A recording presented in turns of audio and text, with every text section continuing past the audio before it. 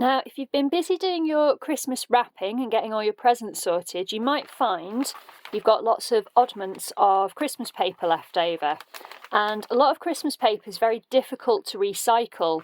Often it's shiny or it's got foil or decorations in, so it can't be recycled. So this is a really nice way of using them up. And what I'm going to do is I'm going to show you how to make a really simple garland.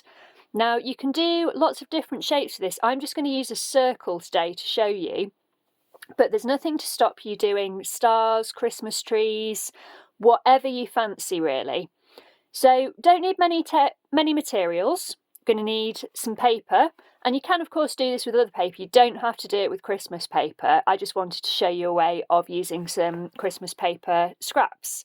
You're going to need a glue stick, something to draw around, so I'm just using a roll of masking tape because I'm making circles, so something circular, a pair of scissors, some thread to tie your garland onto, and a pencil. Now I'm going to be using the sewing machine for this garland, but you can do this by hand. So our first job is to prepare some circles, and to do that all you need to do is select your Christmas paper. And I found it easier to cut multiple circles together, and it can be a little bit unwieldy if it's been on a roll for a long time.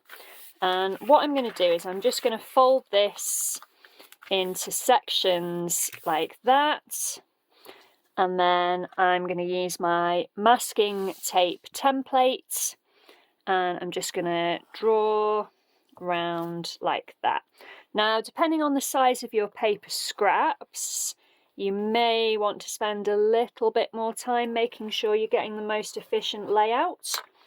But for this video, I just want to show you the technique. So I've got 3 sets of circles on here, and I'm just going to cut them out. So what I will be left with is a nice big pile of paper circles. And as I said before, it does have a bit of a mind of its own, this paper. You can do this with other shapes, so stars would work really nicely. You could do little Christmas trees. Ideally, it does need to be a symmetrical shape, so hearts would work. Try and avoid anything too complicated, and we are going to be sewing down the middle of these circles, so that's why it needs to be symmetrical. You'll find that that works best. Just fold it back up so I can cut this last set of circles. So we'll go round like that. And it's up to you kind of how you do this. You can cut all your circles at once, you can do it step by step, whatever works for you. So once you've got a good stash of circles, what I found works best, this is where your glue stick comes in, is to glue them into pairs. Now, if you've got heavyweight wrapping paper, if it's got a bit of body to it, you might find that you don't need to do this. You might find that the circles keep their shape perfectly well anyway. I'm gluing them for 2 reasons. One, it gives it a bit more stability. You can see that stopped that curling. And also, it means that they're double-sided. So that's working for me. So I'm just going to do a couple more of those. So I'm not using loads and loads of glue. It's just to hold them together. Doesn't matter if there's some gaps at the edges, because once we put our garlands together, it will just add to the movement within it. And you can either make all your bits at once, make all your circles and glue them together, or you can do it in batches. It really is up to you. So I'm just going to do one more. There we go, and then I'm going to show you the next bit, because I'm sure whilst you'd love to watch me glue circles all day, you probably want to know what's next.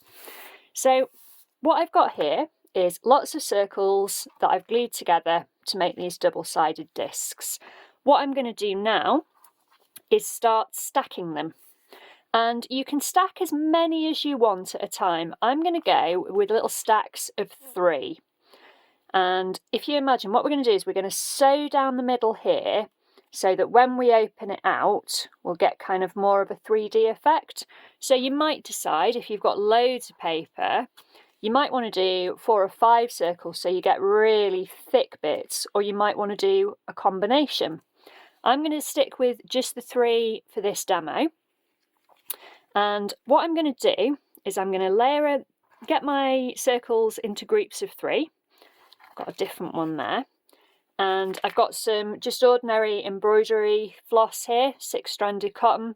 You could use thin ribbon, string, anything, doesn't matter at all. And what I'm going to do is I'm going to sew down the middle of everything like this with the sewing machine. Just move it up so that you can see, leaving a bit of a gap in between, and then I'll be able to open up my garland. So let's go and get sewing. So I'm at my sewing machine now, and I've got it set to a zigzag, not a particularly wide zigzag. I've got mine on a width of 2 and a length of 3. Doesn't really matter hugely. What we want to do is we want a stitch length and width that will catch the thread in of our garland, but not be too wide. And you want your stitches to be reasonably far apart, because obviously paper tears, and once you've got a few stitches in there, it's going to tear quite a lot. So what I'm doing, using my embroidery skein, is I'm going to leave a good kind of length to start off with. So we'll just drape that behind there. And then I'm going to line it up down the centre of a set of circles. So as I said, I'm using 3 circles, but you could use more. You can experiment with this. I'm just lining everything up, and I'm going to carefully pop the needle in so I know I'm in the right spot. Pop my presser foot down. Now unfortunately the bulb's gone in this, so I'm afraid it's not terribly easy to see, but it should be clear enough. And I'm just carefully going to sew down the centre of this bauble.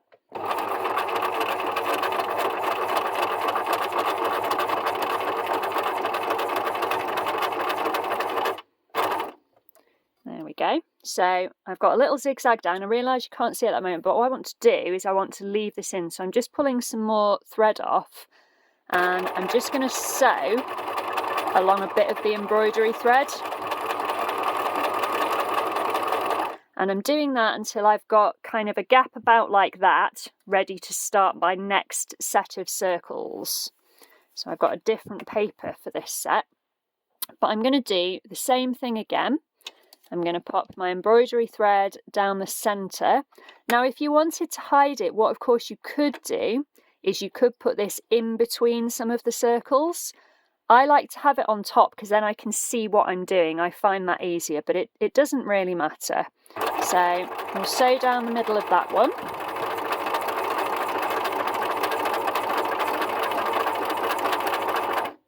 There we go.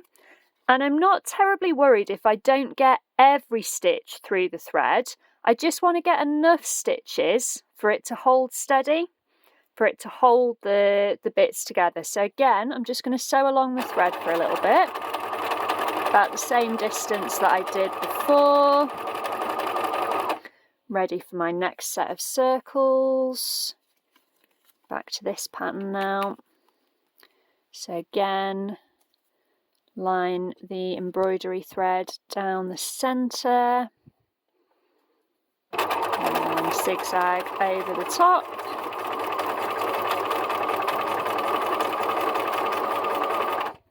And just keep going like that for as long as you want your garland to be. So at the moment I've got 3 sets of circles sewn on. You can just about see there. I'm going to do another couple and then we'll have a look and see how it's looking. Here I've got my garland all sewn up. So I've got my sets of circles sewn onto the embroidery floss that I was using. And we're ready for the last stage, which is to basically, using the stitching line as a guide, open up the folds on our paper circles. to make them into something a little bit more 3D. And this is where if you've used more than 3 circles, remember I just had the 3 circles, you might have done more than that. The more you have, the fuller your garland will be. So that's the first one. We'll move along and do the second.